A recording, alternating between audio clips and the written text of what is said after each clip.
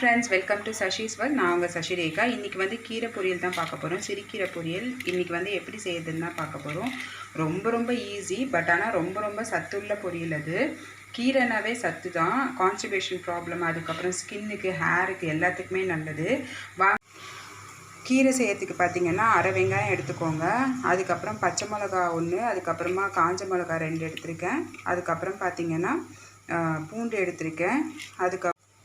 அதுக்கப்புறம் பார்த்தீங்கன்னா கடுகு உளுத்தம்பருப்பு எடுத்திருக்கேன். வாங்க அதை எப்படி செய்யலான்னு நம்ம பார்க்கலாம். கீரை பார்த்தீங்கன்னா அரைக்கட்டு எடுத்திருக்கேன். அரைக்கட்டு வந்து நான் சாம்பார் வச்சுட்டு அரைக்கட்டு வந்து பொரியல் பண்ணுறேன் இன்றைக்கி.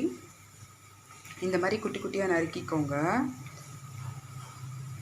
நிறைய யூஸ் பண்ண தேவையில்லை. நான் வந்து ஒரு ரெண்டு ஸ்பூன் எண்ணெய் இல்லை 1.5 ஸ்பூன் எண்ணெய் தான் இருக்கும், அவ்வளோ விட்டால் போதும். அதுக்கப்புறம் கடுகு உளுத்தம்பருப்பு சீரகம் அதை வந்து நம்ம வந்து தாளிச்சிடலாம். கொஞ்சம் காயட்டும்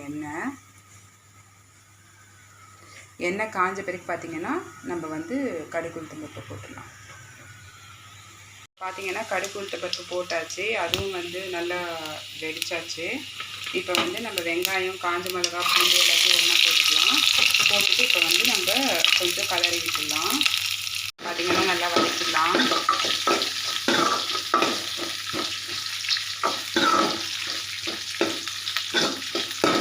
நல்லா வதக்கிட்ட பிறகு இது கொஞ்சம் நல்லா வதங்கட்டும். இப்போ ஆனால் இன்னும் கொஞ்சம் நல்லா வதங்கணும்.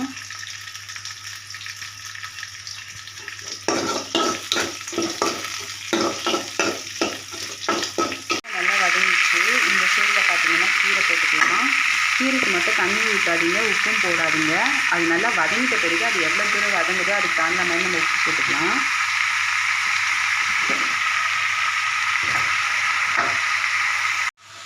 அவ்வளோதான். இப்போ பார்த்தீங்கன்னா நல்லா வதக்கிட்டோம்.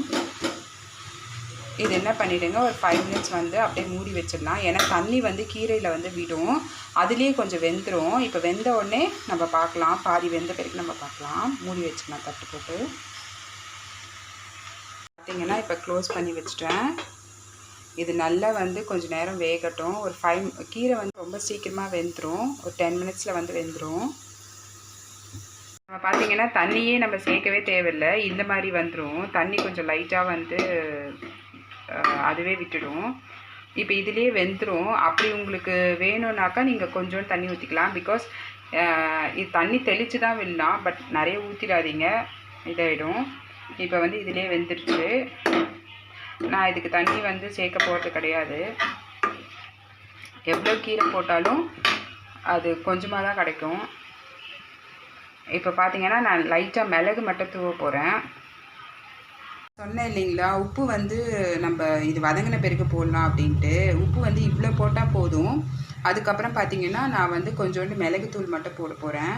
இது குழந்தைங்களும் சாப்பிட்லாம். ஏன்னா நான் பச்சை மிளகா வந்து ஒன்று தான் போட்டேன். அதுக்கப்புறமா காஞ்ச மிளகா 1-2 போட்டேன், அவ்வளோதான். அதுவும் நான் வந்து கிள்ளி எல்லாம் போடல, நார்மலாக தான் போட்டேன். ஸோ பெப்பர் லைட்டாக தூவிடுங்க, உப்பு கொஞ்சம் போட்டுடலாம். பார்த்தீங்கன்னா நான் உப்பு போட்டாச்சு. இப்போ வந்து லைட்டாக பெப்பரும் போட்டுருக்கேன். இன்னொரு 2 மினிட்ஸில் வந்து ரெடி ஆகிடும்.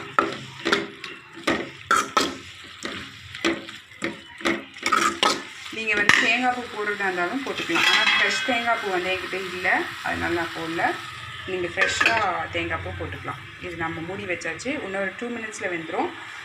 நம்ம பார்த்திங்கன்னா கீரை வந்து ரொம்ப நமக்கு அவசியம், ரொம்ப நல்லது. வாரத்துக்கு வந்து ஒரு 2 நாள் இல்லை 3 டேஸாவது நீங்கள் கீரை சாப்பிட்டு தான் ஆகணும்.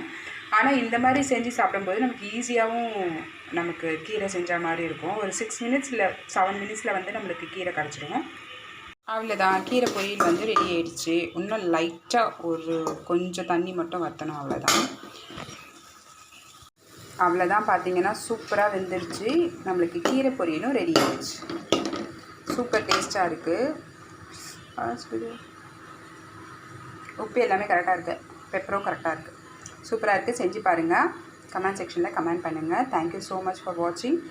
நம்ம சேனலை வந்து சப்ஸ்கிரைப் பண்ணுங்கள், ஷேர் பண்ணுங்கள், பெல் ஐக்கான் ப்ரெஸ் பண்ண மறந்துடாதீங்க. Thank you so much.